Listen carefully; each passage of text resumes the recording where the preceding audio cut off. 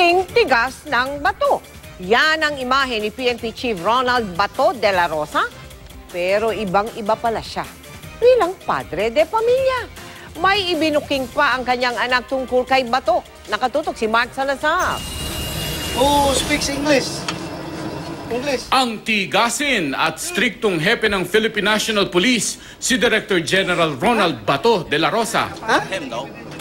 King daw, kanina nag-English ka, ngayon king daw. Kwela pala pagdating sa kanyang pamilya. Nanonood ba si Mrs. ngayon? Nanonood. Ay, sige ho. Baka bigla kayo mamo ah. Langga. Love you. Love you. Si PNP Chief Bato tila ibinuko ng kanyang anak. Paano ba si papa mo? Batong-bato eh, di ba? Matigas eh. Sa loob ng bahay, si mama mo na? Si Mami po. Kamusta siya bilang ama, Maki? Malambing. Aha. Mabait, malambing. Stick to one woman. Dadagdagan daw yung baon mo. Malapit daw kay Bato ang tatlo niyang anak. Yung sila tatlo malapit sa akin. Pero yan, parang yun yung aking lucky charm.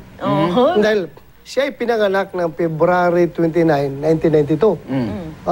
February 9, Dad. February 9. February 9, 1992. Tapos ako, what a coincidence ha? Inisyuhan ako ng tsapa long time ago. Inisyuhan ako ng yung PNP badge namin.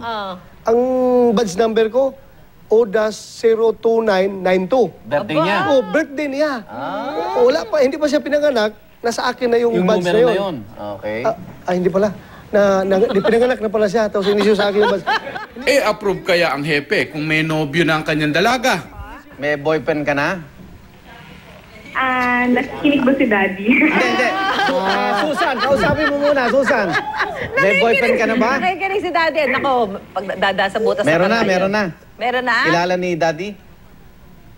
Dad, na po. Kilala ko yung boyfriend niya. Si Maki rin daw ang pasimuno ng naging viral na picture ni Bato. Hindi ko alam na pinost niya. Tapos nakita ko na lang nandoon na. Sige, nandoon na sila. Pabayaan mo naman. At ang PNP Chief, abay nagdemo pa sa pagluto ng paborito niyang maruya. Laki raw sila sa hirap kaya maruya ang madalas kinakain. Si Mrs. daw, lumaki sa baykayang pamilya kaya French toast daw ang nakasanayang iluto. Nung una mo natikman yung French toast ni Mrs., anong reaction mo? Sinundan ko kagad ng French kiss. Mark Salazar, nakatutok 24 oras.